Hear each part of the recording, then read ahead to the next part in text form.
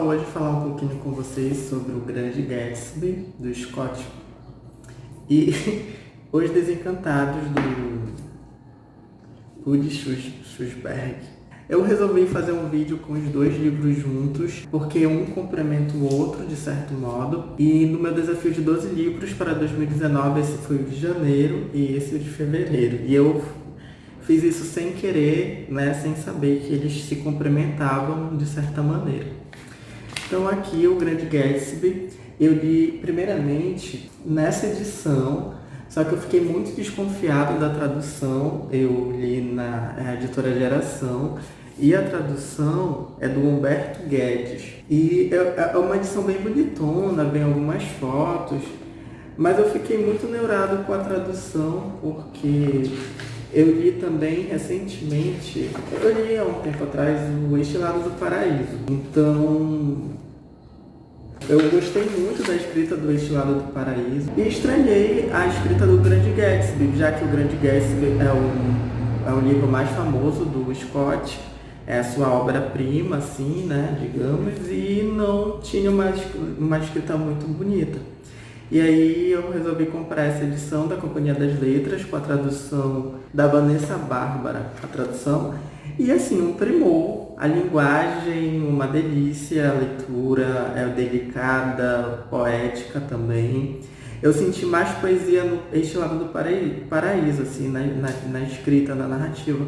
Mas aqui também super bem escrito, bonito, uma leitura aqui muito fluida. E vamos lá, o Gatsby, ele é esse ser misterioso, rico, bonito, iluminado, e que aparece nessa cidade, né, nos Estados Unidos, um determinado local dos Estados Unidos, e tem um pouco dessa diferenciação, dessa zona mais agrícola e da zona mais urbana. Então, os personagens desse livro, eles eram personagens de zonas mais agrícolas, mais atrasadas, né, da história americana, assim, dessa divisão que existe por lá. E todos eles foram para a cidade grande, digamos assim. Quem narra a história é o Nick Cowey.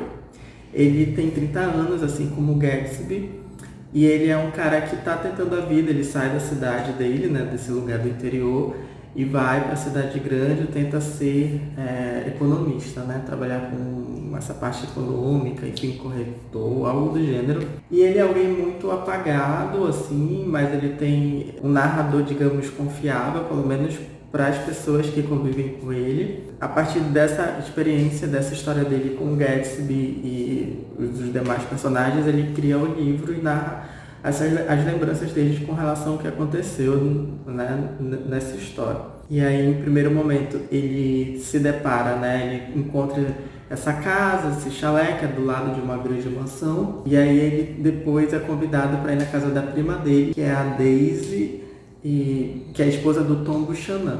E ele é convidado a essa casa, uma casa grande, enorme, são pessoas ricas. O Tom Buchanan, que é esposo da Daisy, ele é muito arrogante, é um homem muito grande, másculo, e ele tem pensamentos nazistas. Ele está começando a ler um determinado autor que justifica o nazismo. Então é aquela figura muito fora da caixinha, que não pensa muito, vive numa bolha. A própria Daisy, ela é uma personagem muito superficial, uma moça rica, mimada, muito bonita, e que não tem profundidade nenhuma, assim. E tem a amiga da Daisy, que é uma moça atlética e que começa a ter uma relação com o Nick. Depois disso, o Nick acaba conhecendo o Gatsby, convidado para ir em uma das suas grandes festas. Na mansão dele tem essas festas enormes, é uma mansão toda iluminada, assim, com tudo que tem de melhor. E lá ele acaba conhecendo o Gatsby e tendo esse contato, é convidado para andar de jatinho com ele depois. E a partir disso, ele vai sendo colocado nessa situação em que Gatsby teve uma relação com a Daisy na sua juventude, há em torno de 5 anos atrás, 4, 5 anos atrás, desse tempo da história, e que ele quer reconquistar esse amor, né? Na época ele era muito pobre e depois ficou rico, e ele poderia dar para ela tudo que ela gostaria, né? E dentro da realidade deles de riqueza. Então poderia ser esse partido. Então a empreitada vai sendo essa, assim, né? dele nessa busca, o Gatsby nessa busca de recuperar esse amor e aquele tempo em que ele era feliz, de certo modo. É um livro assim bem escrito, tem esse contexto de riqueza, década de 20, era do jazz. Algumas músicas são citadas aqui, quando a gente para escutar, é bem aquele jazz dos anos 20 mesmo, aquela coisa assim bem princesinha. É do tempo também da geração perdida, porque é uma geração que vem da Primeira Guerra Mundial e tem aquele boom americano da década de 20, né? E antes também da Segunda Guerra. Então é uma geração que é de um ápice, mas logo depois tem uma derrocada. E aí a própria história do Scott vai para isso, do autor do livro, né? Dessa ascensão e dessa deterioração. E a gente vê esse personagem iluminado, misterioso, muito interessante, muito chamativo, muito bonito na televisão, no cinema ele é interpretado pelo Leonardo DiCaprio, se destruindo assim, né? Por causa dessa relação com a Daisy, desse confronto com os Buchanan, né? Que é o Tom Buchanan, desse homem atlético e tudo mais, e que acaba indo para uma destruição, assim, apesar de tudo que ele conquistou da riqueza, de um modo um tanto ilegal, né, também, de como ele conseguiu essa riqueza dele, ele não consegue vivenciar isso. E até nesse livro da Penguin tem uma introdução muito bonita, muito grande, do Tony Tanner, que é um estudioso do Grande Gatsby. É uma introdução bem grandona mesmo. E aqui ele fala, né, que apesar do Gatsby, por exemplo, fazer uma casa toda iluminada, com festas e tudo mais, mas ele não dá conta, ele fica num lugar mais escuro daquele espaço. Ele fala desse lugar misterioso do Gatsby, né, que o Scott conseguiu manter, né, ele sempre nesse lugar misterioso que chama a nossa atenção, né, cria um interesse sobre esse personagem. Ele acaba sempre sendo uma lenda e se for parar para ver, a quantidade de vezes que ele aparece no livro são muito poucas. E assim, tem a situação da luz, né? Porque o Gatsby ele compra a mansão dele do outro lado do porto, onde está a mansão em que a Daisy mora, dos Buchanans, né? E aí ele diz, né, no porto em que a Daisy mora tem uma luz verde. Aí ele diz que a luz verde oferece a Gatsby um foco apropriadamente inacessível para seu desejo, algo que dá definição ao anseio enquanto retarda indefinidamente sua consumação, algo para onde esticar os braços em vez de agarrar. Então é sempre numa idealização que o Gatsby fica, sempre em um sonho, né? A Daisy enquanto uma idealização, e quando ele consegue ter a Daisy, a magia acaba vem da realidade. Então ele sempre fica muito amarrado a essa idealização e aquele desejo de voltar àquele passado em que ele era feliz, né, com ela, e que durou tipo um mês, mas é algo que ficou para sempre nele. E ele lutou o tempo todo para isso, e quando ele consegue, a magia acaba e nunca vai ser do jeito que era, né? Ele fala também nessa introdução para desconfiar do Nick Carraway, né, que é o narrador da história. A mesma coisa com Lolita também, a gente tem que desconfiar do Herman. E o Nick também é um personagem narrador que se tem que desconfiar, ele passa a mão muito, né, ele sempre coloca o lado bom das coisas aqui. Tem podridões aqui pelo livro, mas o Nick não olha para isso, ele olha para coisas boas, e o modo como ele descreve o Gatsby que a gente tem é o Gatsby que o Nick nos dá, né? Então é interessante desconfiar disso. E aí até diz, o Nick de certo amplifica e interpreta. E aí dentro desse contexto temos mais espaço para Nick teorizar, especular e imaginar. E talvez suprimir, remodelar, fantasiar a história e o próprio Gatsby.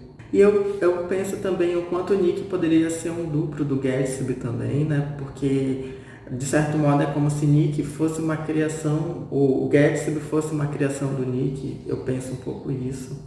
Nessa introdução também o Tony Tanner ele traz esboços do que o Scott escreveu e acabou não colocando no livro, muito acertadamente, segundo ele, porque até então Gatsby ele seria muito mais conhecível, a infância dele seria melhor aprofundada, o que ele tinha por dentro seria melhor aprofundado.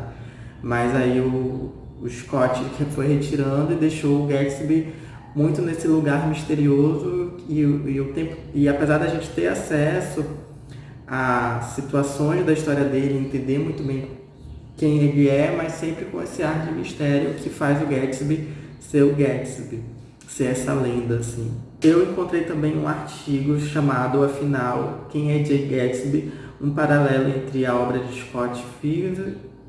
Scott e o direito penal econômico, da Marcela Pinto de Almeida. É um texto bem bonito, assim, apesar dela não ser da área da literatura, ser do direito.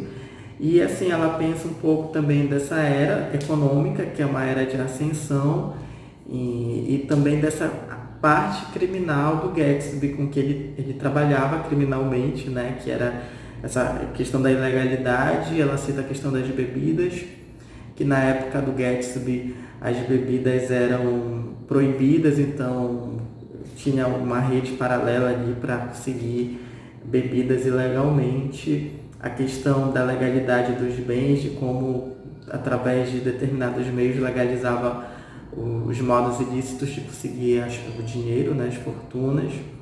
E ela vai pensando nisso, nesse mistério da origem da fortuna dele.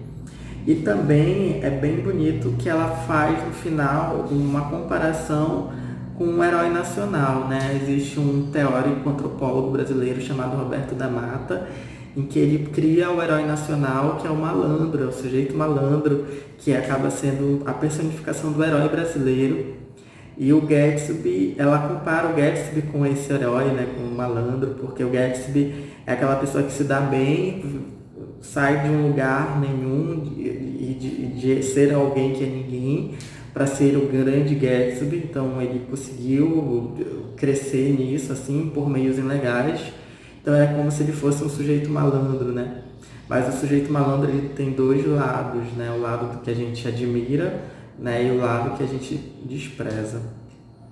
Na introdução desse livro, a gente tem uma introdução do Rui Castro, em que ele vai dar conta da situação autobiográfica, enquanto o grande Gatsby é o próprio Scott. Então ele vai vir muito com isso, comparando a relação do Scott, o escritor, com a Zelda, que foi sua esposa, comparando a Zelda com a Daisy, esse processo mesmo de ser um homem rico, gastar tudo loucamente, beber, se tornar alcoólatra, se autodestruir. E aí, assim como a Zelda provocou uma destruição para o Scott, a Daisy provocou uma destruição para o Gatsby, né?